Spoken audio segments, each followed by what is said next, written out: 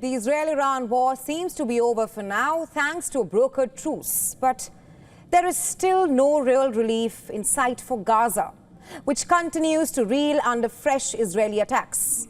Spanish Prime Minister Pedro Sanchez said that Gaza is in a catastrophic situation of genocide and urged the European Union to immediately suspend its cooperation deal with Israel.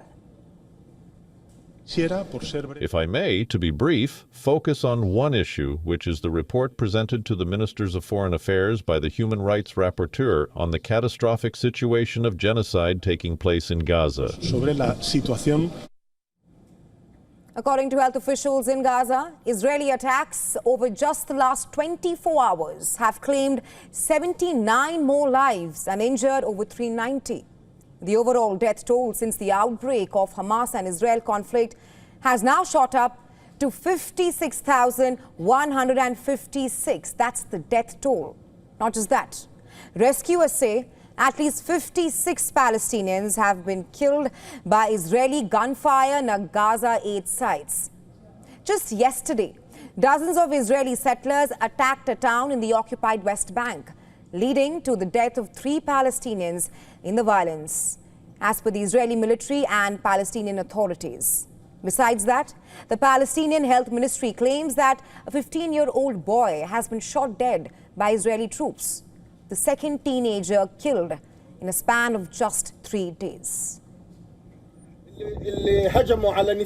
They attacked women and children, and when the young man went out to defend his family, his children and his nephews, they shot him in the head without warning and without reason. This is all before you. These settlers, whom they unleash every night on a village, ended their attack in the village of Kafr Malik, so they moved them to another village. The settler never moves except under the protection of the Israeli army. And this only worsens the ongoing humanitarian crisis in Gaza, the brunt of which is borne by ordinary civilians and particularly by the innocent children in the region who struggle to survive the trauma, hunger, homelessness and hopelessness induced by the prolonged war spanning nearly 2 years. Before the war, our lives were much better. We used to live in houses made of concrete, but now we can only huddle in a tent made of cloth. In winter, a gust of wind can blow the tent away, leaving us to sleep in the cold wind. Recently, Saudi Arabia's permanent representative to the UN called for urgent international action to protect children in conflict zones, warning that the failure to do so could impact future societies. UN Secretary General's Special Representative for Children and Armed Conflict, Virginia Gamba, also raised alarm over the grave violations against children during 2024, which touched a record 41,370. According to the findings of the UN Secretary General's latest report, which marks a 25% increase compared to the previous year. We cannot continue to stand by and watch with no action what is happening to the children globally and especially in Gaza. The scale of destruction and suffering borne by the children of Gaza defies and contravenes every human standard. There is no justification for depriving children of access to the means for their survival, including access to food, healthcare and security.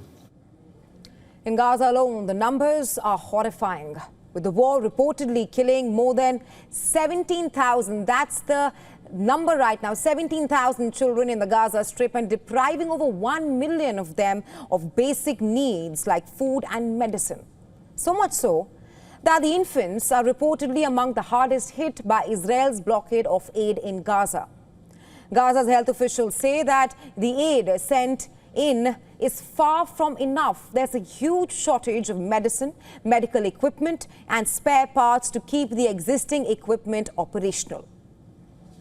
There are certain types of milk that are both medicine and treatment. Children are completely dependent on them. If they run out, some of children's lives are at facing the risk of certain death.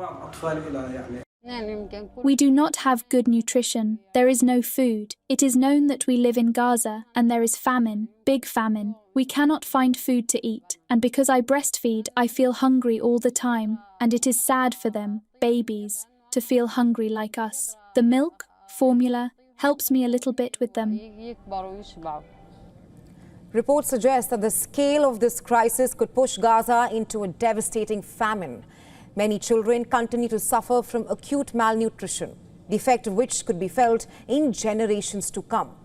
And with each passing day, the humanitarian crisis seems to hit a new low, thus marking endless tragedy for Gaza's children.